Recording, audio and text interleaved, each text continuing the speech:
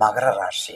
காலபுருஷனுக்கு தர்ம கர்மாதிபதி. காலபுருஷனுக்கு தர்ம கர்மாதிபதி மகரம், அகரம், பொறுமை, மகாலட்சுமி யோகம், விடுபட்டது, கெட்டு போனது, பட்டு போனது, சிக்கலானது, இடியப்ப சிக்கலானது எல்லாத்தையும் தீர்த்து வைக்கக்கூடிய சக்கரவர்த்தி யோகம் மகரத்துக்கு உண்டு.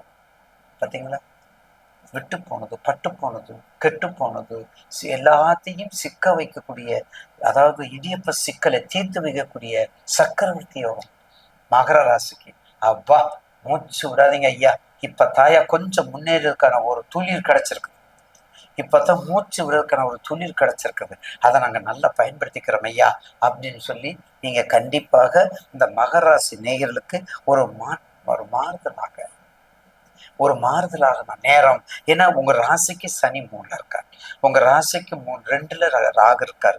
ஏற்கனவே கஷ்டப்பட்டு எல்லா 7.5 சனியில கஷ்டப்பட்டு உந்தப்பட்டு வெளியே வந்துட்டீங்க. போடா, எங்கேயாவது போய் தொலைடா, எங்கேயாவது போய் பொழைச்சுக்கடா, என்னிட்ட வராத அப்படின்லாம் சொல்றாங்கல்ல.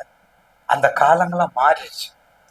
அது குறிப்பா மகரத்துக்கு திருவோணத்துக்கு இருக்கிற சோதனை வேதனை இப்போ ஒரு சாதனையா மாறுது திருமணத்துக்கு மகரத்துக்கு. அதனால தயவு செய்து இப்ப நீங்க இருக்கக்கூடிய நேரம் மகர ராசிக்கு ஒரு மாற்றத்தை கொடுக்கக்கூடிய நேரம் வந்துருச்சு. உங்க வயசு, உங்க தசாபக்தி, உங்களுக்கு லக்னாதிபதி இங்க, ராசிதிபதி இங்க என்ன செய்யறாரு, இதெல்லாம் நீங்க பார்த்துக்கிட்டா ஒரு மிகப்பெரிய நல்ல பலனை கொடுக்கும் என்பதுல மாற்று கருத்து அல்ல.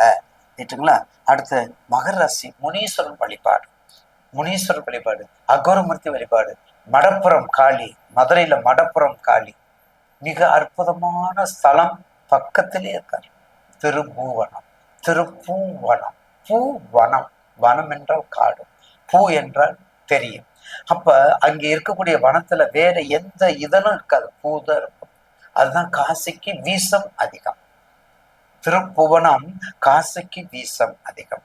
அப்படிப்பட்ட தலங்கள்ல போய் வழிபாடு பண்ணுங்க. காசிக்கு போன புண்ணியம், அதனுடைய பலன் முழுவதும் கிடைக்கும். நீங்க ராமேஸ்வரம் பக்கத்துல போக வேண்டாம்.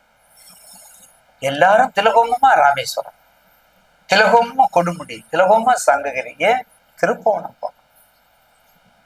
திருப்புவனம் அந்த மணல் பூரா பூவனம்.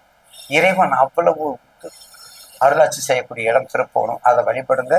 நிச்சயமாக ஒரு நல்ல மாறுதலை உங்களுக்கு